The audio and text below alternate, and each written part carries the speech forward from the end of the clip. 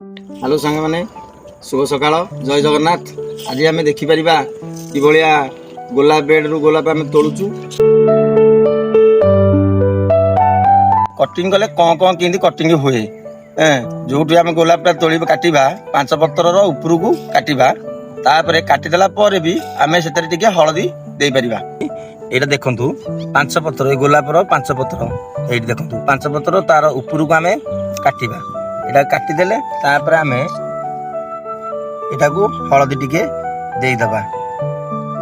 हलदीटा कहीं दिया आपण मैंने कमेंट रे लिखंतु आउ जो मैंने जानी हिंदी भी लिखंतु। एटा गोटे जाति व्हाइट और पिंक अति सुंदर लगुची।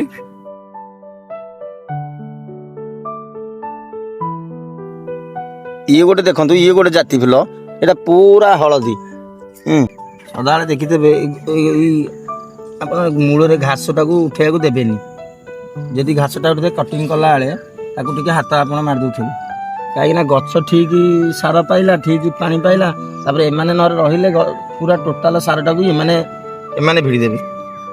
आपण मैंने देखिपारे गछर कहीं बैंड कराई गछर बैंड कराला कौन हम ना गछ मूलू शाखा पुणी बाहरी पार कहीं देखो एवं मुझे पार्टी आपको देख पार्टी देख ये आम बैंड करूँ 7 दिन 8 दिन हो जाए ये बैंड करूँ ये सब शाखा बाहरी सब शाखा यार नुआ कला सब बाहर शाखा है जो बैंड करेंगे ग्रीन पतर को देखिकी बैंड करेंगे मूलू 3 इंच 4 इंच छाड़ी देखु।